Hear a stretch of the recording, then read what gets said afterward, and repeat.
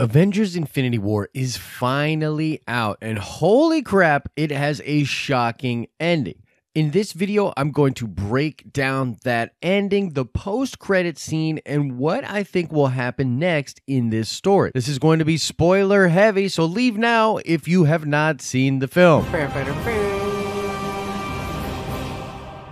What is up, YouTube? It's Josh. This is the Den of Nerds. If you cannot wait for Avengers 4 to see what the hell is actually going to happen, subscribe to this channel. We're going to be dropping all sorts of MCU content on the way to Avengers 4. Quickly, I want to shout out Natasha Sharkey, who got the nerd card question correct in my Avengers Infinity War video from yesterday. We'll go ahead and do another nerd card question at the end of this video. All right, one more time, because you need to be redundant and repeatedly warn people. Spoilers, spoilers, spoilers. We're going to talk spoilers. If you watch from here and you get something spoiled for you, it's completely your fault. Okay, so wow, Marvel did something really ballsy. They actually had Thanos complete the gauntlet and complete the famous finger snap, killing half of the life in the universe. It was brutal, it was beautiful, and I actually saw it coming, and yet it was still shocking. It still filled me with a bunch of emotion. Now, one of the surprising aspects of that ending was not exactly who died,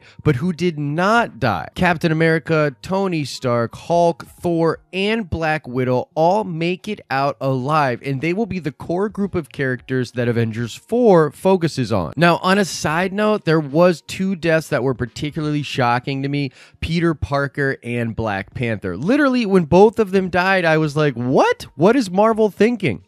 I mean, they have bright franchises in their future, and Marvel just decides, nah, let's just turn them into dust. Now, that whole situation actually led me to believe that a lot of these deaths are not permanent. I mean, obviously, you know, all jokes aside, Peter Parker and Black Panther have many more movies ahead of them inside the MCU. So essentially what this ending is taking certain people off the board while they go finish this thing. And a lot of people online are all in a general consensus that the people that died with the snap are actually probably going to come back. It's all the people that died before the snap and all of the people that will die in Avengers 4 that are actually going to stay permanently dead. Still, it was shocking and emotional, particularly with Spider-Man. I mean, Spider-Man was brought into this whole thing because of Tony Stark. He's very emotional. He doesn't want to die. I thought Tom Holland performed that brilliantly. So yeah, we're getting the original Avengers, which honestly, again, I was completely shocked. I'm shocked that they didn't kill Cap. I'm shocked that they didn't kill Iron Man in particular. I mean, that was really, really crazy. But remember, and we'll come back to this, Doctor Strange looked ahead in time and saw 14 million different outcomes, and there was only one in which they actually came out on top. We can assume that that scenario is what is playing out right now. It is why Doctor Strange made the sacrifice of the Time Stone to save Tony's life. He understands that Tony is very important to them beating Thanos. Now, I believe what will happen next is going to resemble what happens in the comics, with Thanos and the completed gauntlet sitting on that skull-like throne with Mephisto and Mistress Death. Now, neither Mistress Death or Mephisto are going to be in the actual MCU version of this, but that is essentially what they're going for. They're going for this scenario in which Thanos has already purged half the life in the universe. He's just sitting back, enjoying this new universe as a god, and all of the heroes are going to have to go out into space and find him and fight him. That is what is going to happen next. Now, this is probably the most important post-credit scene that has ever happened in the MCU, and I think that's because it's an end cap to the film that gives us just sort of an explanation for what is actually happening and what will happen next. Once again, not to toot my own horn, but I totally called Sam Jackson being in the post-credit scene and it having to do with Captain Marvel. However, I did not think that they were going to have Samuel L. Jackson dissolve into nothingness. Yeah, he's just one more casualty of the finger snap, and he gone. We also see how the Earth is dealing with all of this as half the life disappears, cars without anybody in them crashing into other people, helicopters crashing. It's going to be pandemonium and chaos. It reminds me a lot of that Left Behind series, which was popular, I don't know, 5 or 10 years ago, where everybody's dealing with the rapture and like half of the people on the planet just disappear.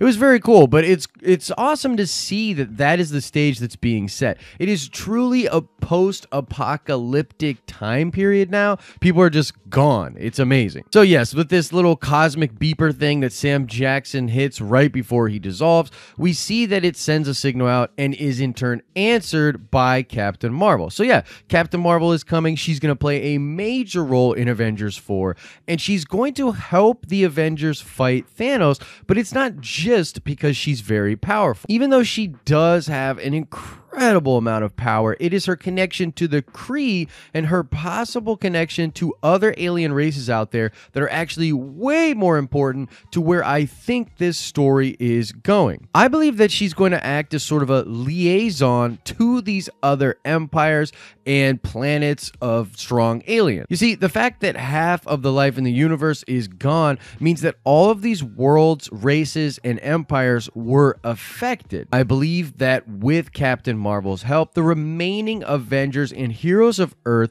will go out and formulate a galactic coalition with the remainder of these other alien worlds, and together they will take some kind of massive force to the place that Thanos is at. This will include the Kree and the Skrull, which are going to be set up in the Captain Marvel movie, which will of course predate a lot of the MCU films. Those two alien races have been warring for a long time, but they're probably going to set aside their differences considering that half of their populations were wiped out. We might even see the Shi'ar. I'm pretty sure we'll see the Chitauri, even though they were sort of tasked and put as the minions of Thanos. I think maybe now that half of them are gone, they'll not really be down with Thanos anymore. Who knows? But there's a ton of other alien races that we might see, but the most important point here is that I believe the whole universe is now going to come together, gather what power it now has, consolidate it, and attack Thanos. A big piece of evidence for this is all of the Jonathan Hickman stuff that was adapted for Infinity War. I mean, the Black Order comes out of Infinity, the fact that the Avengers make a final stand against the forces of Thanos in Wakanda comes out of Infinity.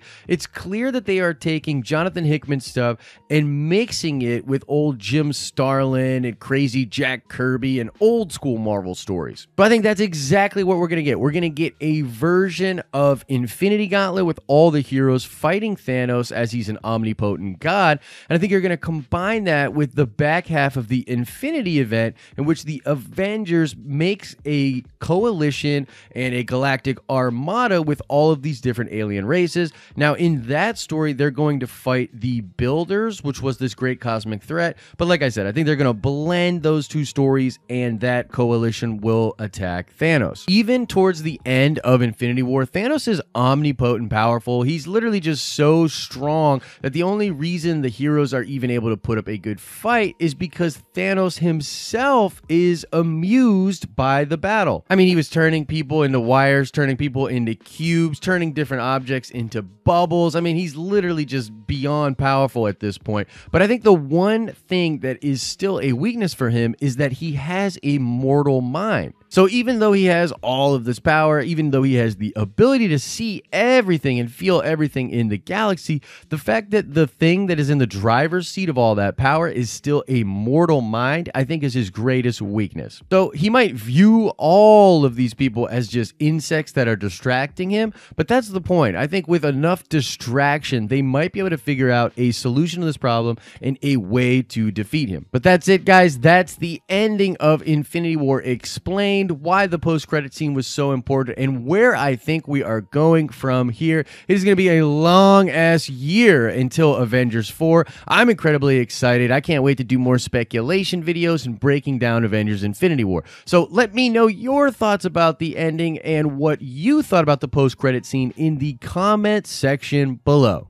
All right, let's check that nerd card really quickly. I want to know what actor played Red Skull in Avengers Infinity War. By the way, that was an incredibly surprising moment, but that was not Hugo Weaving playing Red Skull. It was somebody else. I want to know what actor portrayed Red Skull in that